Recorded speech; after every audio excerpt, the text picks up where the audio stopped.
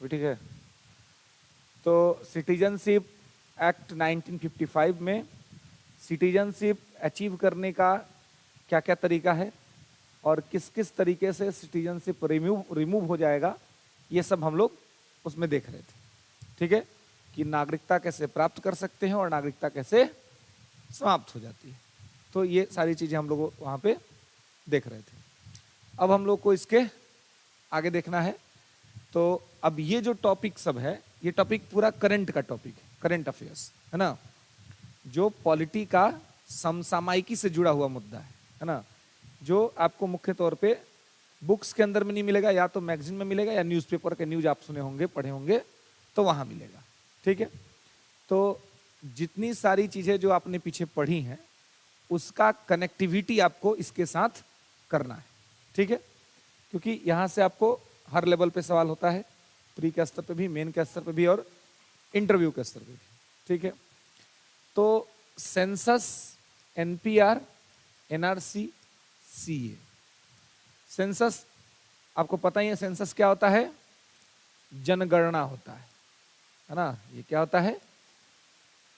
जनगणना। तो जो जनगणना होती है, तो इसमें क्या होता है जनगणना में? जनगणना में देखा जाता है कि आप जो है कितने नागरिक भारत में जो है वो हैं, है ना। मतलब कि भारत के की जनसंख्या की काउंटिंग होती है। ठीक है, जनगणना में भारत में रह रहे विदेशी लोगों को काउंट नहीं किया जाता है, भारत के केवल देशी लोगों का काउंट किया जाता है, यानी कि भारत के जो नागरिक हैं उनका। ठीक है, और जनगणना जो है, अगर आपसे पूछा जाए कि ये क्या होता है, तो ये सेंसस एक्ट 1948 के द्वारा होने वाली एक प्रक्रिया है ना। जनगणना अधिनियम 1948 के तहत होने वाली यह एक प्रक्रिया है। जनगणना क्या है? तो जनगणना अधिनियम 1948 के द्वारा होने वाला एक प्रक्रिया है।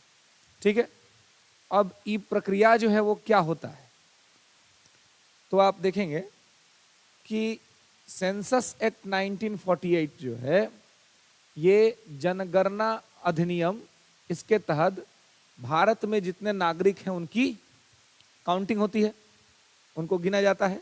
ठीक है, जो भी आप देखते हैं कि जब जनगणना होता है तो घर परिवार के सदस्य कितने हैं, क्या करते हैं, सारा चीज पूछा जाता है। और जनगणना में तमाम डाटा निकाला जाता है ना। एक तो संख्या आपका पता चलता है कि नंबर क्या है ना। धर्म भी पूछा जाता है कि आपका धर्म क्या है ना। जाति, लिंग, संप्रदाय, आय, क्षेत्र, क्षेत्रीय विषमता,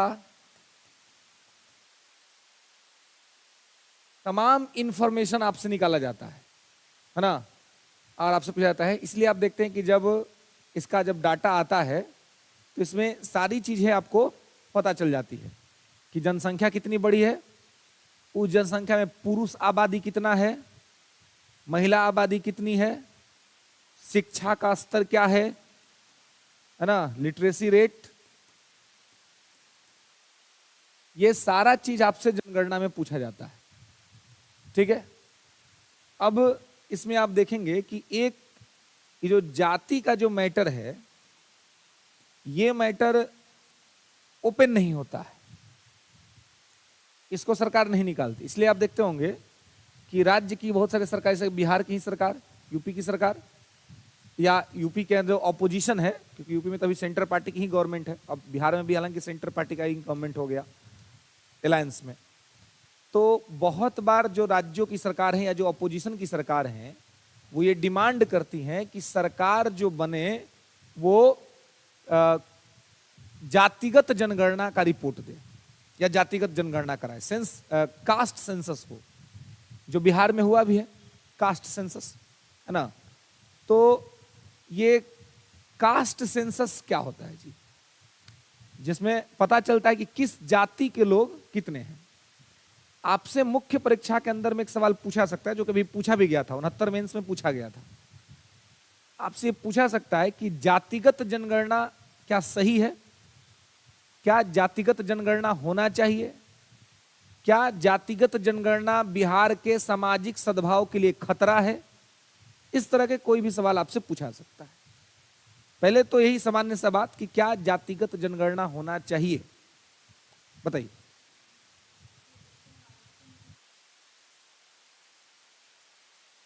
तो सेंट्रल के लेवल पर जो राष्ट्रीय जो जनगणना हुआ था, जातिगत जनगणना, वो लास्ट टाइम हुआ था 1931 में।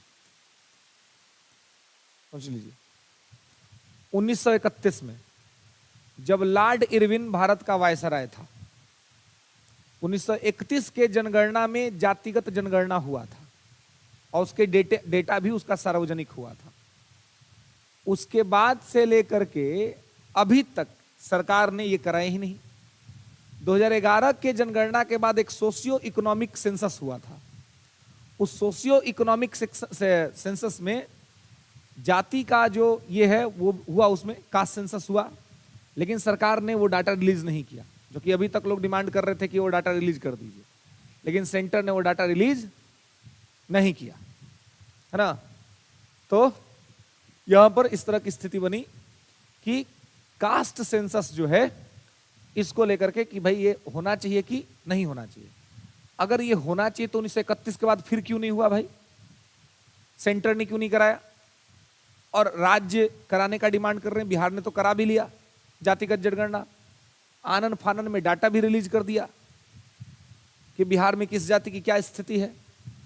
तो आपसे यह सवाल बन सकता है, यह सवाल आपसे पूछा जा सकता है कि आप ये बताएं कि जातिगत जनगणना सही है अथवा गलत है, और क्या जातिगत जनगणना से, कास्ट सेंसस से बिहार का जो सामाजिक सद्भाव है, जो सोशल कॉम्बिनेशन है, क्या वो इंपैक्ट होगा, क्या वो थ्रेट होगा?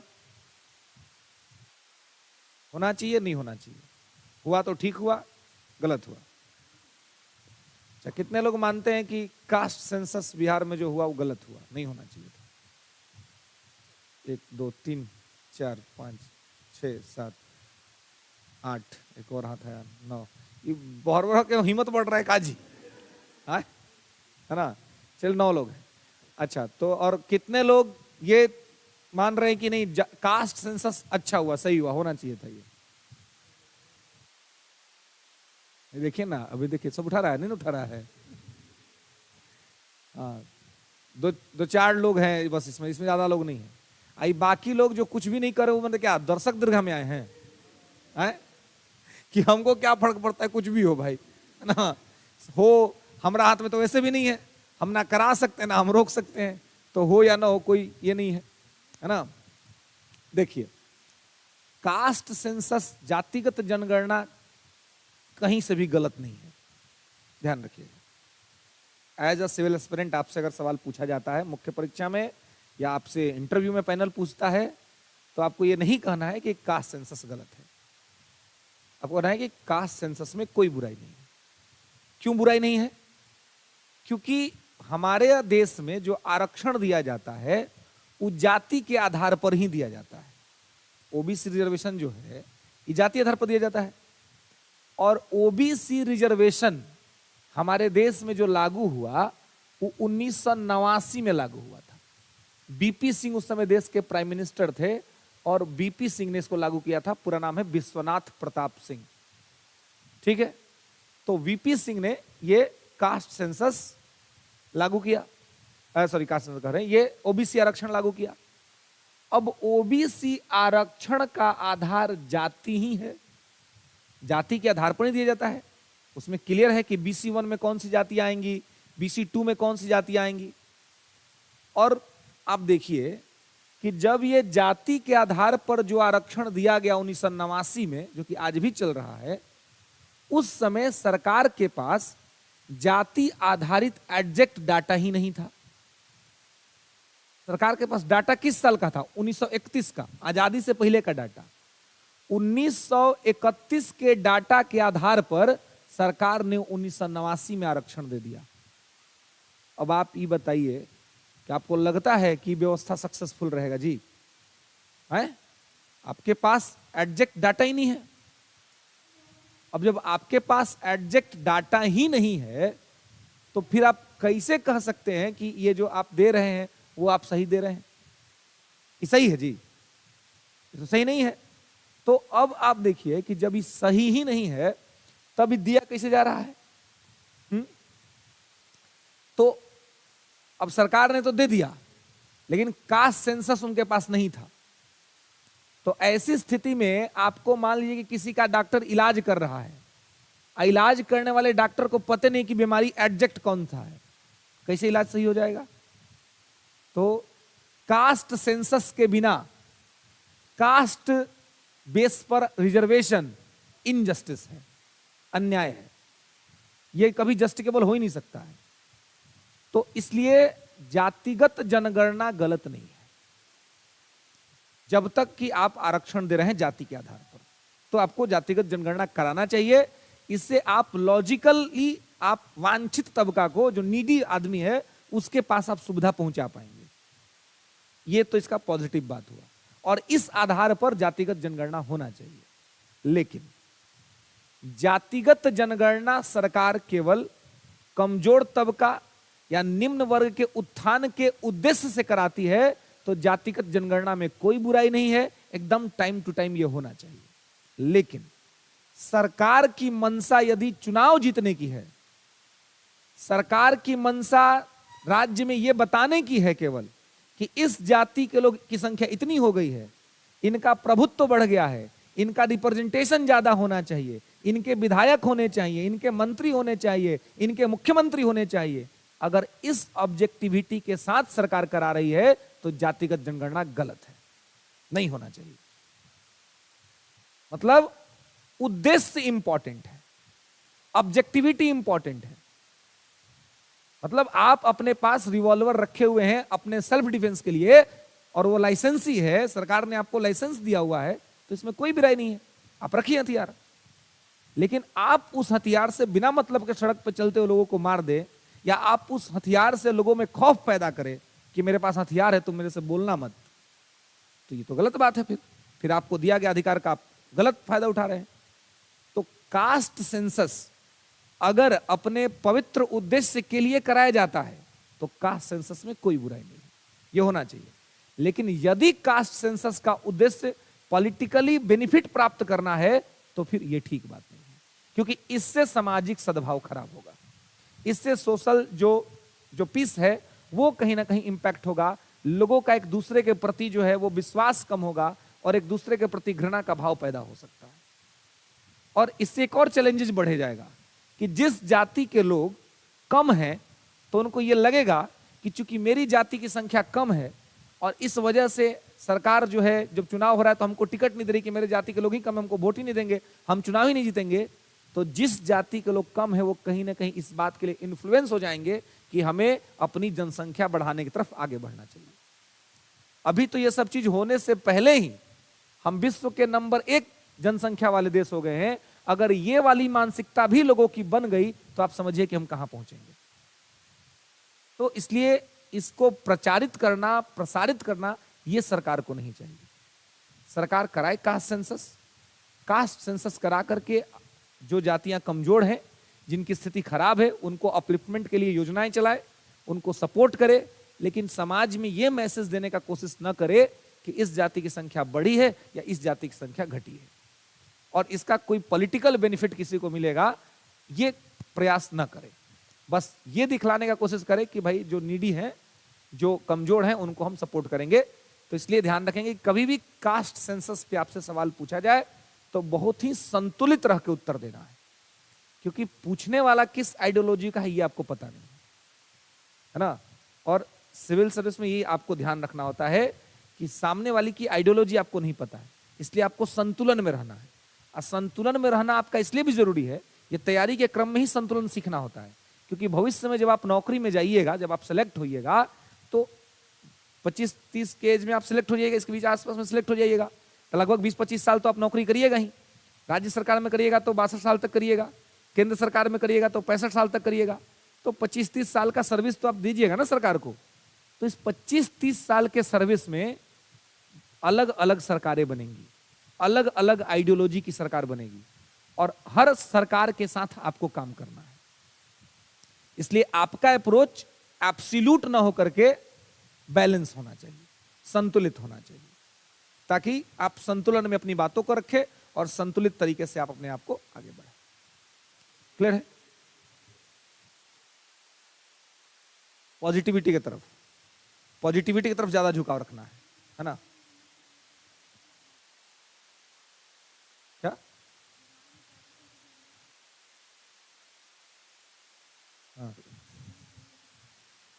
देखिए 15% इंक्रीजमेंट हुआ है ना जनगणना के बाद, ठीक है। तो पहला बात तो ये सुप्रीम कोर्ट के निर्णय के हिसाब से अगर देखें तो ये ठीक नहीं है। सर्वोच्च न्यायालय ने तो लिमिटेड रिजर्वेशन देने की बात कही है, लेकिन बिहार ही नहीं, बहुत सारे ऐसे सरकार हैं जो इसको बढ़ा रहे हैं। ये इंदिरा सहनी केस में जो सुप्रीम कोर्ट ने फैसला दिया, उस फैसले के खिलाफ है ये स्थिति कि आप इतना इंक्रीज कर दे रहे हैं, है ना। तो अब आप देखिए कि अब आपको अगर इस पर आंसर लिखना है ना, तो हर जगह मैं बार बार कहूं कि संतुलन रखना है। अगर आप मुझसे व्यक्तिगत तौर पे कहेंगे तो मैं इसका उत्तर कुछ और दूंगा, व्यक्तिगत तौर पे इंडिविजुअली, कि मैं इस रिजर्वेशन 50% इंक्रीजमेंट पे मेरा क्या विचार है। लेकिन एज अ सिविल एस्पिरेंट कहेंगे तो इसका उत्तर यही है कि इंदिरा साहनी केस जो है, इंदिरा साहनी केस के हिसाब से सुप्रीम कोर्ट का जो वर्डिक्ट है, उसके हिसाब से ये 15% का जो आरक्षण सरकार ने बढ़ाया है, ये ठीक नहीं है। साथ ही लेकिन अगर राज्य में कोई जनसंख्या जो कि काफी कमजोर है, काफी गरीब अवस्था में है, काफी उसकी आर्थिक सामाजिक स्थिति पिछड़ी हुई है, तो आरक्षण का कंसेप्ट ही है पॉजिटिव अप्रोच ला करके उनको अपलिफ्ट करना। तो अगर सरकार उस हिसाब से उनको अपलिफ्टमेंट दे रही है, तो इसको हम इस हिसाब से भी देख सकते हैं कि चूंकि आर्टिकल 14 जो कहता है कि विधि के समक्ष समता और विधियों का समान संरक्षण, equality before law and equal protection of law, तो इक्वल प्रोटेक्शन ऑफ लॉ के अकॉर्डिंग ही गवर्नमेंट ने 50% रिजर्वेशन को इंक्रीज किया हुआ है। तो इसको बहुत हम गलत भी नहीं कह सकते, लेकिन हाँ, सरकार को चाहिए कि ये जो आरक्षण नाम की जो जन्मघुटी पिलाती है, इस जन्मघुटी का एक एक्सपायरी डेट भी तय कर दे कि कितना दिन तक, कब तक देंगे। क्योंकि आपका तबीयत खराब है और आप कोई दवा खा रहे हैं पिछले 10 साल से और आपका तबीयत ठीक ही नहीं हो रहा है, तो क्या आवश्यकता नहीं है कि डॉक्टर और दवा दोनों बदल दे? क्योंकि तबीयत तो आपकी वैसे भी ठीक नहीं हो रही ना। 1989 में आपने रिजर्वेशन दिया, ओबीसी रिजर्वेशन, आपने SC ST रिजर्वेशन संविधान लागू के होने के टाइम पे ही दे दिया। और बाबा साहब अंबेडकर जिन्होंने संविधान लिखा, उन्होंने कहा था कि 10 वर्ष के बाद आरक्षण को खत्म कर देना चाहिए। और आज भी अगर आप आरक्षण नाम की घुटी पिला रहे हैं भारत की जनता को, और भारत की जनता ये घुटी पी करके खुश है कि हमको आरक्षण मिल गया, तो ये तो दुर्भाग्य है। और फिर वैसे लोग जो कहते हैं कि मैं बाबा साहब अंबेडकर को बहुत मानता हूं, अगर बाबा साहब अंबेडकर कहीं होंगे और वो जब इस स्थिति को देख रहे होंगे, तो जरूर वो उनको खुद पर भी पश्चाताप हो रहा होगा कि वो व्यवस्था उन्होंने क्यों दिया, देना ही नहीं चाहिए था। क्योंकि ये तो आदत लग गया ना, आदत लग गया सबको। आरक्षण क्या है जी? आरक्षण एक प्रकार की बैसाखी है, यह हमें समझना पड़ेगा, लेकिन हम समझते नहीं हैं। अगर कोई आदमी का पैर टूट गया, लंगड़ा हो गया, तो वो आदमी क्या करेगा? बैसाखी लेके चलना पसंद करेगा कि अच्छा डॉक्टर से दिखा करके पैर ठीक करवाएगा? पैर ठीक करवाएगा ना जी। तो अगर हम गरीब हैं, अगर हम कमजोर हैं, तो हमको सरकार ऐसी चाहिए कि सरकार हमको रोजगार दे दे, सरकार हमको आर्थिक रूप से संपन्न बना दे, हमको अपने पैर पर खड़ा करा दे कि हमको आरक्षण का घूट दे देगी, 5% ले लो तुम भी, 10% ले लो तुम भी। तो ये तो हमको कमजोर बनाना हुआ ना इनडायरेक्टली। अगर कोई आदमी नहीं चाहता है कि आप अपने पैर पे खड़ा हो और आपको एक सहारा दे देता है, इसका मतलब कि वो आदमी आपको इंटरनली कमजोर बनाना चाह रहा है। और ये लोगों को समझना पड़ेगा कि वो हमें कमजोर बनाने की प्रक्रिया है। क्योंकि जब तक हम आरक्षण नाम की बैसाखी पर चलने का आदत बनाए रहेंगे, तब तक हमारे देश में सरकारें आरक्षण के नाम पे बनती रहेंगी और हमें लगेगा कि हमारे लिए तो ये ऑफर है। लेकिन आप बताइए कि आरक्षण से क्या देश का कल्याण हो पाएगा? अगर कल्याण होना तो हो गया रहता ना, इतना साल से तो मिल ही रहा है, किसी का नहीं होता है जी। कल्याण तब होगा जब आप सेल्फ डिपेंडेंट होंगे। तो सरकार का ये जिम्मेवारी बनता है कि सरकार एक बराबर सम्मान का निर्माण कर, समाज का निर्माण करे। समाज में जो पीछे छूट गए हैं उनको आरक्षण जरूर मिलना चाहिए, उनको दिया जाए, लेकिन एक तय सीमा में दिया जाए। और सरकार अपनी मॉनिटरिंग पॉलिसी लगाए और देखे कि हम जितने समय तक दे रहे हैं उतने समय में लोगों का उत्थान हो रहा है कि नहीं हो रहा है। अगर हो रहा है तो अब हो गया तो बंद कर दीजिए, और अगर नहीं हो रहा है तो आप चेक कीजिए कि कहां पर प्रॉब्लम है, और फिर आप कोई दूसरा उपाय देखिए। क्योंकि आप एक ही दवा चलाए जा रहे हैं और पेशेंट आपका ठीक ही नहीं हो रहा है। इवन आप दवा का डोज भी बढ़ा रहे हैं, फिर भी पेशेंट आपका ठीक नहीं हो रहा है। और ये अगर इस प्रकार से बढ़ता चला जाएगा तो एक प्रकार से आप समझ सकते हैं कि भारत की जो एकता है उसके लिए भी एक खतरा उत्पन्न करेगा भविष्य में चलकर। अब जिनको नहीं मिल रहा है, अब आप मान लीजिए आप 15% इंक्रीज कर देंगे तो चलिए 75% हो गया, तो अब जो अलग वर्ग जो बच गया, क्या उस वर्ग को ऐसा नहीं लगेगा कि भाई फिर हमको कहां, हम बिहार में कहां स्टैंड करेंगे? हमें तो रिजर्वेशन नहीं मिला ना, तो हम कहां पे स्टैंड करेंगे? तो फिर सरकार एक नोटिस ही निकाल दे कि बिहार के अंदर में जनरल कैटेगरी के लोगों को सरकारी नौकरी नहीं मिलेगी, आप पढ़िए लिखिए, आप इंजीनियर बनिए, आप डॉक्टर बनिए, वो भी सरकारी नहीं, पीएमसीएच में नहीं, अपना क्लिनिक खोलना पड़ेगा, क्योंकि पीएमसीएच बनेंगे तो सरकारी डॉक्टर बनेंगे ना, तो वहां तो फिर आरक्षण रहेगा ना। तो या तो आप फॉरेन चल जाइए या फिर आप प्राइवेट नौकरी करिए। तो इस तरह का कंसेप्ट भी ठीक नहीं है ना सरकारों के लिए, क्योंकि इससे आप समाज को ही बांट देंगे, सोसाइटी को बांट देंगे, और सरकार की जिम्मेवारी समाज को बांटना नहीं, समाज को एक करना है। तो आप बेशक रिजर्वेशन दीजिए, लेकिन रिजर्वेशन को उस औचित्य से दीजिए कि अपने तय सीमा में यह सफलता भी प्राप्त करे, और फिर जैसे ही लोग सक्षम हो जाए, समृद्ध हो जाए, तो फिर उनको जो है सो वो सुविधा देना बंद कर दीजिए और सबको इक्वल प्लेटफॉर्म पे ला दीजिए। यह सरकार का कंसेप्ट होना चाहिए।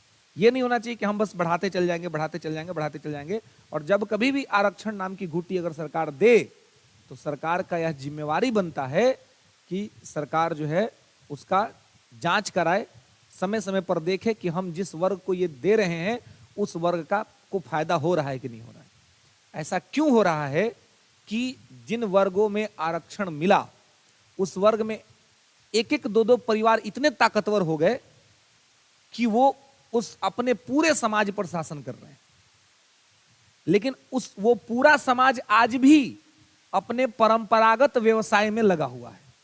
उसका उत्थान क्यों नहीं हुआ? उसको अपलिफ्टमेंट क्यों नहीं दिया गया? अब दिक्कत यह कि समाज को बताए कौन, समझाए कौन कि भाई आपका अभी तक विकास क्यों नहीं हुआ? आपको जो ये अपॉर्चुनिटी दिया गया, इस अपॉर्चुनिटी का लाभ आपको क्यों नहीं मिला? आपके समाज के कुछ चुने हुए लोग ही क्यों इसका लाभ उठा पाए? लाभ तो सबको मिलना चाहिए था ना, आगे तो सबको बढ़ना चाहिए था। ये एक प्रकार का षड्यंत्र है, कंस्पिरेसी है कि लोगों को दबा के रखो, लोगों को कमजोर बना करके रखो, लोगों को बैसाखी दे करके रखो, क्योंकि जिस दिन आप अपने पैर पे खड़ा हो जाइएगा ना, किसी का बात नहीं सुनिएगा। हर आदमी चाहता है ना कि आप आगे बढ़िए, जो आपको आगे बढ़ाना चाहता है, लेकिन एक टाइम पर जाके वो यही सोचता है कि आप उससे ज्यादा आगे मत बढ़िए, क्योंकि जिस दिन आप उससे ज्यादा आगे बढ़ जाएंगे आप उसी को चैलेंज कर देंगे। इसलिए आपको सपोर्ट करने वाला हर व्यक्ति चाहता है कि आप बढ़िए, कोई दिक्कत नहीं, लेकिन हमारे से नीचे ही रहिए, है ना। इस दुनिया में दो ही आदमी है जो चाहता है कि हमारा आदमी हमसे आगे चला जाए, एक आपके माता पिता, दूसरा आपका शिक्षक। बस दो ही आदमी है दुनिया में। अब दोनों का अपना भी ये है, शिक्षक को पता है कि आपका बढ़िया होगा तो आप उसी का प्रचार करिएगा, तब भविष्य में उसका करियर और स्ट्रांग हो जाएगा। तो शिक्षक चाहता है कि मेरा विद्यार्थी मेरे से ज्यादा आगे जाए, और माता पिता, हर माता पिता चाहते हैं कि मेरा बच्चा हम जो कि उससे ज्यादा अच्छा करे। बाकी सब लोग पूछते जरूर हैं कि कुछ अच्छा हो रहा है कि नहीं, लेकिन चाहते जरूर हैं कि अच्छा कमी हो तो ठीक है। कि आप अपने पड़ोसी के सामने जाकर के लंबरगिनी कार लगा दीजिएगा तो उसको जलन होगा कि नहीं होगा? आप पैदल जिएगा तो उसको बड़ा खुशी होगा, कुछ नहीं है इसके, बराबरी का मामला है ना। अब वहीं जाकर के आप 5 करोड़ का कार खड़ा कर दी उसको घर के सामने, तो बोलेगा तो नहीं कुछ, का भगवान हमारे से कौन पाप हो गया कि हमको नहीं दिया आप। तो इसलिए उससे खुश दो ही लोग होंगे, पूरी आत्मा से तृप्त भाव से, आपके परिवार के लोग, आपके माता पिता, और जिसने आपको इस स्तर तक पहुंचने में सहायता किया वो। तो इसलिए आपको इस, देखिए आरक्षण ये ऐसा मुद्दा है ना कि ये बहुत मतलब सेंसिटिव मुद्दा है। एक तो कोई इस पे बोलना नहीं चाहता है ना, कि पता नहीं क्या मैटर हो जाए। तो और जब आप लिख रहे हो तो आपको लिखते वक्त बहुत अपने कलम को संतुलन में करके लिखना होता है, ना बहुत ज्यादा निगेटिव जाना है, ना बहुत ज्यादा पॉजिटिव जाना है ना। हाँ, नेगेटिव को भी बताना है आपको, और पॉजिटिविटी के साथ आपको अपने आंसर को इंड करना है, ठीक है। क्योंकि अब देखिए, मेंस की जो कॉपी होती है वो एक व्यक्ति चेक करता है, पीटी का कॉपी कंप्यूटर चेक करता है। पीटी में कोई मसला नहीं, तुरंत ओएमआर जाता है, आ जाता है स्कैन होकर के। लेकिन मेंस का कॉपी व्यक्ति पढ़ता है, चेक करता है, और आपको पता नहीं कि आपका मेंस का कॉपी कौन चेक करेगा, कौन वो उनकी क्या मेंटेलिटी है। हर व्यक्ति की अपनी अपनी एक मेंटेलिटी होती है। तो अगर कोई व्यक्ति चेक करेगा तो संभव है कि उस व्यक्ति की अपनी सोच भी उसमें रहेगी, उसका अपना एक आइडियोलॉजी होगा। तो अगर आपने ऐसा आंसर लिख दिया जो उसकी आइडियोलॉजी से मैच नहीं करता है, नंबर काट लेगा, और आपको पता ही नहीं है कि उसका क्या आइडियोलॉजी है। इसलिए मेंस की सबसे बड़ी स्ट्रेटजी होती है कि आप संतुलन बना के रखें। किसी भी आइडियोलॉजी का आदमी आपका पेपर चेक करेगा तो उसको कोई फर्क नहीं पड़ेगा, उसको लगेगा कि आदमी ठीक है, जो वास्तुतः जो बात है वही बता रहा है ना। इसलिए आपको संतुलन में रह करके ही आंसर या अपना पक्ष जो है सो रखना होता है, ठीक है। और हमेशा लास्ट जब भी करना होता है पॉजिटिविटी के साथ, सकारात्मकता के साथ, क्योंकि आप भविष्य में जब अधिकारी बनेंगे तो नेताजी लोग का काम होता है खाली प्रॉब्लम गिनाना, अधिकारी का काम होता है सॉल्यूशन बताना। इसलिए अधिकारी को ज्यादा सॉल्यूशन पर बात करना चाहिए। इसलिए कहते हैं कि आंसर पॉजिटिविटी के साथ खत्म, है ना। आप सकारात्मक बात के साथ आंसर को निपटाए तो वो ज्यादा इंपैक्टफुल और ज्यादा ये रहता है। क्लियर है? चलिए, तो कास्ट सेंसस के बारे में समझ रहे हैं, मतलब दोनों ही एंगल है, सरकार को पॉजिटिव एंगल पर काम करना चाहिए। क्लियर है? लास्ट टाइम जो हुआ था 1931 में हुआ था, उसके बाद केंद्र के स्तर पे नहीं हुआ। 11 के बाद 12-13 में सरकार ने सोशियो इकोनॉमिक एक सेंसस कराया था। सरकार के पास डेटा है लेकिन सरकार ने रिलीज नहीं किया, तो बिहार ने अपना अलग से करा लिया और करा करके रिलीज कर दिया, ठीक है। तो कास्ट सेंसस में आपको सब चीज पता चल जाता है। अब देखिए, अब ऐसा नहीं है कि अब इनकी जो गवर्नमेंट है, मोदी जी की गवर्नमेंट, इन्होंने रिलीज नहीं किया ये सोशियो इकोनॉमिक वाला डाटा। 2011 के जनगणना का जब रिपोर्ट आया था तो मनमोहन सिंह प्राइम मिनिस्टर थे, है ना। 11 मनमोहन सिंह प्राइम मिनिस्टर थे, 2012 में 14 तक वही थे, 14 में चुनाव हुआ तब सरकार बदली। तो वो भी जब आया ना तो बहुत सारी सरकार अपने हिसाब से रिपोर्ट जारी करती है, जिसको जिससे फायदा होना हो वो। तो जब 11 के जनगणना का जब रिपोर्ट आया तो रिलीजन वाला आंकड़ा जो है ना सरकार ने छुपा लिया, उसको जारी ही नहीं किया। क्यों नहीं जारी किया? क्योंकि ये वाला मैटर उस समय की तत्कालिक जो सेंट्रल गवर्नमेंट थी उसको सूट नहीं करता था। क्योंकि हुआ क्या था इसमें हुआ था कि एक धर्म विशेष की संख्या बढ़ी भारत में।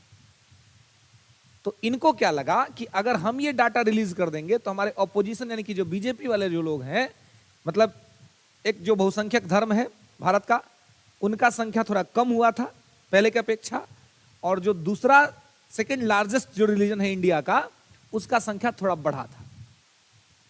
तो उनको लगा कि यार, अब आप लोग समझ ही रहे होंगे मैं क्या कहना चाह रहा हूं, किसकी संख्या बढ़ी और किसकी संख्या घटी, है ना। तो अब मनमोहन सिंह सरकार को यह लगा, यानी कांग्रेस गवर्नमेंट को यह लगा कि ये डाटा अगर आ गया बाहर ना, तो हमारे ऑपोजिशन में जो है वो किस चीज की राजनीति करती है, उनका राजनीति पॉलिटिक्स का एक अलग तरीका है। तो वो इसी मुद्दा को हवा दे देंगे, इससे एक धर्म विशेष के लोग पोलराइज हो जाएंगे, ध्रुवीकृत हो जाएंगे, और ध्रुवीकृत हो जाने की वजह से उनको चुनाव में लाभ होगा। इसलिए सरकार ने क्या किया, उस डाटा को रोक दिया, रिलीज ही नहीं होने दिया। 14 में चुनाव हुआ, मोदी जी आ गए सत्ता में। अब इनको ये वाला बीमारी सूट करता था, है ना, तो जिसको जो बीमारी सूट करता उसका इलाज कर देता धर के। मनमोहन सिंह को नहीं किया, उन्होंने नहीं किया, इनको कर गया। आते ही पहला काम किए, धर्म वाला डाटा रिलीज कर दिए, पूरे इंडिया को बता दिए कि देख लो कौन बड़ा है कौन घटा है, और बता दिए कि क्रेडिट किसका है ना। जिसका फायदा उनको आगे के चुनाव में हुआ। तो अब ये जाति वाला जो सोशियो इकोनॉमिक जो सेंसस हुआ है उसका डाटा ही नहीं रिलीज किए हैं। लेकिन अगर 2024 के चुनाव में जो एक इंडिया गठबंधन बना है, अगर ये गठबंधन चुनाव मान लीजिए जीत जाती है, क्योंकि मानने वाला ही बात है, एग्जीक्यूशन में तो बड़ा प्रॉब्लम दिख रहा है जी, है ना, क्योंकि ऐसा बारात है जिसका दुल्हा निश्चित नहीं है। दिक्कत यह है कि सबके मन में दुल्हा बनने का ख्वाब पल रहा है, सब लोग अपन अपन कोट का नाप दर्जी के यहां दे दिया है कि हम जब हो जाएगा तो कैसे बनेगा ना। अलायंस का ही प्रॉब्लम है, गठबंधन में दिक्कत है। आखिर कोई क्यों नहीं अलायंस हो पाया प्राइम मिनिस्टर कैंडिडेट? क्योंकि पता है कहीं अलायंस हो जाएगा तो कोई ना कोई नाराज हो जाएगा, क्योंकि सबको प्रधानमंत्री बनने का मन कर रहा है। तो प्रधानमंत्री का पद तो एक ही है ना। इस तरह का अलायंस बहुत बार भारत में हुआ और हमेशा अनसक्सेसफुल रहा है। ऐसे ही एक टाइम था जब इंदिरा गांधी का पूरे देश में वर्चस्व था, तो इंदिरा जी के खिलाफ 1977 के चुनाव में एक अलायंस बना, जनता पार्टी, है ना। और उस समय इंदिरा जी ने बहुत कुछ मतलब काम ठीक नहीं किए थे, लोकतंत्र के लिए के हिसाब से वो सब काम ठीक नहीं था। तो 77 के चुनाव में इंदिरा जी खुद ही चुनाव हार गई।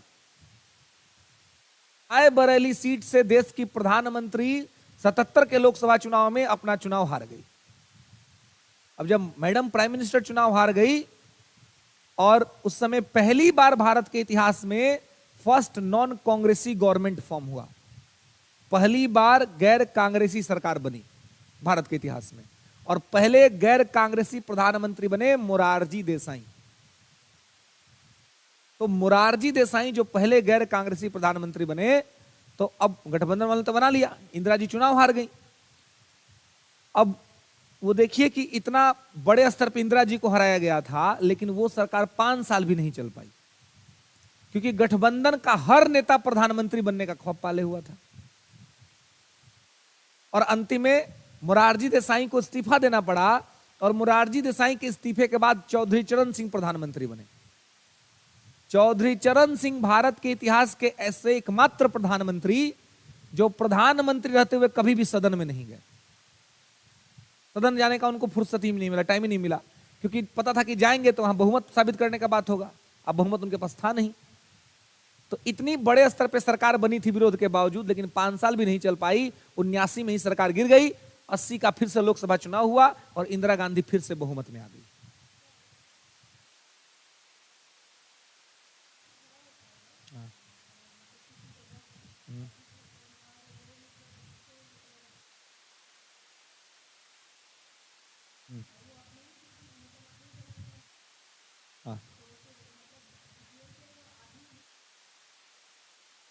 ये अगर उनकी पार्टी को बहुमत आता है लोकसभा में, ठीक है, और मान लीजिए कि चुनाव हारा भी है, फिर भी कोई दिक्कत नहीं। बस हाँ, लोकसभा में अगर उसके पास बहुमत हो गया, 272 से ज्यादा सांसद उसके जीत गए, तब भी वो चाहेंगे तो अपना उसका नेता मान करके उसको प्राइम मिनिस्टर बना देंगे, उसको राज्यसभा से अंदर ला लेंगे। पश्चिम बंगाल में तो हुआ था विधानसभा चुनाव, मुख्यमंत्री का बात था, ममता बनर्जी जी पहले अपना चुनाव हार गई थी, है ना। जब विधान उनका पार्टी जीत गया और खुदे अपना चुनाव हार गई थी, है ना, फिर मुख्यमंत्री बनी, अब फिर उनको अलग जैसा लड़ा करके फिर उनको बुला लिया गया, तो हो गया अप्रूव। तो साबित करना पड़ेगा, तो वो होगा ना, साबित तो करना ही पड़ेगा आपको। मतलब साबित करना क्या, वहां बहुत होगा ना, आप वोटिंग होगा, अगर आप राज्यसभा आइएगा तो इनडायरेक्टली आइएगा, और लोकसभा आइएगा तो कोई सीट खाली होगा तो वहां पे आपका चुनाव हो जाएगा, है ना। लेकिन वो देखिए, प्रधानमंत्री बनने के लिए लोकसभा में आपके पार्टी का 272 से ज्यादा सांसद जीतना चाहिए। अगर आप में से कोई आदमी है जिसका 25 साल एज हो चुका है, 25 साल ज्यादा, माने लोकसभा का सदस्य बनने की योग्यता रखता है, और आप यहाँ पे पढ़ रहे हैं और लोकसभा का चुनाव हुआ और उसमें से 272 से ज्यादा सांसद कहे कि हम इसी आदमी को प्रधानमंत्री बनाएंगे, तो बन जाएंगे प्रधानमंत्री। अब सरकार सोचेगी कि हम तो प्रधानमंत्री इसको बना दिए, अब इसको लोकसभा लेके आए कि राज्यसभा लेके आए, तो या तो लोकसभा से लेके आएगी तो कोई सीट खाली करवा देगी, अपने सांसद को कहेगी तुम इस्तीफा दो, उसको इस्तीफा दिलवा देगी, अब कहेगी कि अब तुम चुनाव लड़ लो, वहां से चुनाव जीत जाइए। अगर उसे नहीं हुआ तो राज्यसभा से बैकडोर एंट्री करा देगी, राज्यसभा में आ जाइए, क्योंकि प्रत्येक 2 साल पर राज्यसभा के चुनाव हमेशा होते रहता है ना। तो इसलिए बहुत तरह का विकल्प है ना, उससे कोई दिक्कत नहीं है, बस बहुमत होना चाहिए आपको। अब देखिए आपके नीतीश जी, हम सब लोग अपने बचपन में थे तब से ना मुख्यमंत्री हैं जी, अभी वो मुख्यमंत्री हैं। आज तक सुने कि कहीं विधायक विधानसभा का चुनाव लड़े हो? कहीं नहीं लड़ते हैं, लेकिन एकदम मुख्यमंत्री बन के बैठे हुए। इनका विधायक सब जीत जाता है। अब विधायक सब जीत गया, विधायकों तो कम में जीतता है, लेकिन गठबंधन सब इन्हीं को नेता मानता है। बीजेपी में रहेंगे तो बीजेपी वाला सब नेता मानेगा, आरजेडी में चलता आरजेडी वाला लोग नेता मान लेगा। इनका सबसे कम विधायक है, तब वो ये मुख्यमंत्री है ना। तो अब क्या होता है कि वही नंबर का खेल है।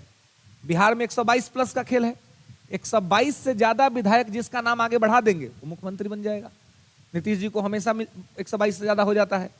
इनका भले अपना विधायक कम रहता है, लेकिन कभी बीजेपी वाला सब सपोर्ट कर देता है। ये अगर आज सपोर्ट खींच लेगा तो उधर आरजेडी वाले सपोर्ट कर देंगे। अभी इतना हुआ है ना, आज अगर फिर नीतीश कुमार अगर इस्तीफा दे दे, फिर आरजेडी वाला लोग सपोर्ट कर देगा। ये लोग खाली झूठो कहता है कि नीतीश कुमार पलटू राम है। पगला, तुम लोग कम पलटू राम हो, तुम दोनों तो हुए हो है? आप अपना कंधा लगा के बैठे तब ना आदमी आके बैठ जा रहा है। आप हटा कर नहीं देते कंधवा, तो हटेगा किसी से नहीं, क्योंकि दोनों आदमी को पता है कि ये आदमी बन के बैठल रहेगा यहाँ पर, तो दोनों लोग अपन अपन कंधा देते रहता है ना। ये दिक्कत है। तो ये लोग अपने को नहीं कहता है कि हम पलटू हैं, उन्हीं को खाली कहता है कि पलटू है। तो वो तो बेचारे हर मंच से कह रहे हैं कि अब सब दिन एनए रहेंगे, उन्हें नहीं जाएंगे, है ना। अभी देख रहे हो लोकसभा चुनाव में प्रचार कर रहे हैं, तो आजकल तो सोशल मीडिया का जमाना है जी, तुरंत नीचे सब लगा देता है कि देखिए पिछले बार भी यही कहे थे कि अब एनए आ गए थे, उन्हें नहीं जाएंगे। इसीलिए आजकल आगे जब आप फंडामेंटल राइट पढ़िएगा तो आर्टिकल 21 के अंतर्गत अब एगो राइट का डिमांड चल रहा है पिछले 2-3 साल से, राइट टू बी फॉरगेटन, कि अब यही होना चाहिए, भूल जाने का अधिकार। तो ये वाला नीतीश जी को सबसे पहले मांगना चाहिए कि पिछला 2-3 साल में हम जितना बोले वो सब भूल जाइए आप लोग। राइट टू बी फॉरगेटन, है ना। अब हम जहां पे हैं उसको याद रखिए, है ना, आर्टिकल 21 के अंतर्गत। ठीक है, तो इस तरह की स्थितियां अपना जो है सो बनते रहता है। खैर, तो आप इसको ध्यान कि बहुत तमाम चीज जो है वो इसके माध्यम से, सेंसस के माध्यम से आपको पता चलता है। ठीक है, लिंग अनुपात पता चलता है आपको, पुरुष जनसंख्या कितनी बड़ी है, महिला जनसंख्या कितनी बड़ी है, बच्चों की जनसंख्या कितनी बड़ी है, कितनी घटी है, मृत्यु दर क्या है, जन्म दर क्या है, तमाम सब चीज आपको इसके अंदर में मिल जाता है। अब है कि सेंसस कराता कौन है, जनगणना कौन कराता है, ये आपसे पूछा सकता है कि जनगणना कौन कराता है। तो जनगणना जो है ये कराता है मिनिस्ट्री ऑफ होम अफेयर्स, है ना, मतलब कि गृह मंत्रालय। ठीक है, और गृह मंत्रालय में एक अधिकारी होता है रजिस्ट्रार जनरल, है ना। रजिस्ट्रार जनरल जो है ना, MHA ministry of home affairs, इनके निर्देशन में होता है गृह मंत्रालय के, और इसको कराता है रजिस्ट्रार जनरल। ठीक है, जनगणना रजिस्ट्रार जनरल ही कराता है। ठीक है, इससे पता चलता है कि भारत की जनसंख्या कितनी बढ़ी है या कितनी घटी है या क्या रहा है, ये सारा चीज क्लियर है। दूसरा बात है एनपीआर, नेशनल पॉपुलेशन रजिस्टर, है ना।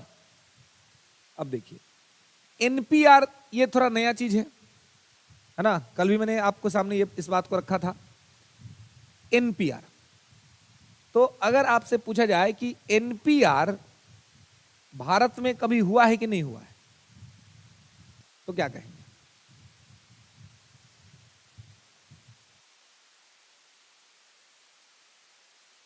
हुआ है, हुआ है,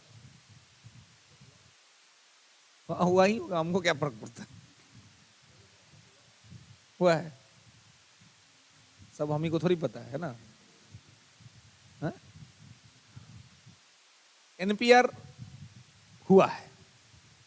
ठीक है, देखिए नेशनल पॉपुलेशन रजिस्टर है ना, राष्ट्रीय जनसंख्या पंजीकरण या रजिस्टर जो कहिए। ठीक है, इसका जो प्रोविजन है ना, ये पहली बार भारत में 2003 में इसका प्रोविजन किया गया, कानून एक बनाया गया, है ना, एनपीआर का। कब किया गया? 2003 में। तो इस समय प्रधानमंत्री कौन थे? अटल बिहारी वाजपेयी, बेहतरीन प्रधानमंत्री। इनका था ना कि अटल जी बेहतरीन थे, इसमें कहीं कोई दो राय नहीं, लेकिन उनको भी फील गुड होने लगा था। फील गुड समझते हैं ना, है ना, फील गुड होने लगा था। फील गुड एकदम अच्छा फील हो रहा है। तो जब भी फील गुड होने लगे ना, तो आदमी को थोड़ा कंट्रोल में रहना चाहिए ना। फील गुड है आदमी को एक्सीडेंट में लेके जाता है ना। बैड फील में तो आदमी थोड़ा सतर्क रहता है ना, यार बैड बैड फील हो रहा है, कंट्रोल में रहो ना। फील गुड में आदमी अपना नियंत्रण खो देता है मस्तिष्क पर से। अब अटल जी को फील गुड हो रहा था और उस समय एक नारा देश में चलता, साइनिंग इंडिया।